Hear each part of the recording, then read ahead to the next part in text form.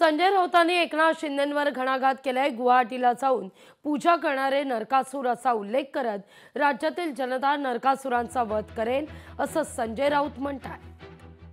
याला देखील नवनाथ बन यांनी आता प्रत्युत्तर दिलंय, पाहूया।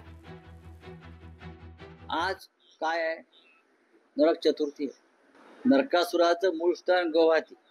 त्याच्यामुळे हे जे नरकासूर इकडले आहे, जे गुवाहाटीला जाऊन पूजा करतात त्या नरकासुर, बरं का, तर त्यांचं हे बॉडी पेन होणारच त्यांना। आमचा विषय पोटात दुखण्याचं कारण नाही। आमच्या कोणाच्या पोटात छातीत काय दुखत नाही, आम्ही ठणठणीत तंदुरुस्त आहोत। पण आज त्यांची जयंती आहे। आज एकनाथ शिंदेची जयंती आहे। गुवाहाटीला त्यांना जावं लागेल कदाचित। नरकासूर हा उगम पावला गुवाहाटीमधून, तिथून, आणि तिथून ते प्रेरणा घेत आहेत।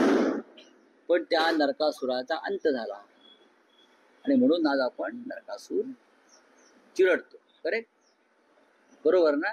तसं या नरकासुराला, महाराष्ट्रातल्या या सगळ्या गद्दार नरकासुरांना चिरडलं जाईल। आज नरकासुराची जयंती नाही, तर आज श्रीकृष्णाने नरकासुराचा वध केला होता। जयंती आणि वध याच्यामध्ये फरक असतो, याची साधी माहिती सुद्धा पगारी नेते संजय राऊत यांना नाहीये।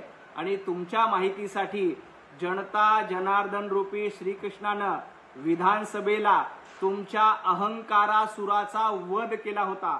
आता देखील येणाऱ्या महापालिका निवडणुकीत, येणाऱ्या स्थानिक स्वराज्य संस्था निवडणुकीमध्ये जनता जनार्दन रूपी श्रीकृष्ण तुमच्या अहंकारासुराचा नाश केल्याशिवाय, तुमच्या अहंकारासुराचा वध केल्याशिवाय जनता राहणार नाही।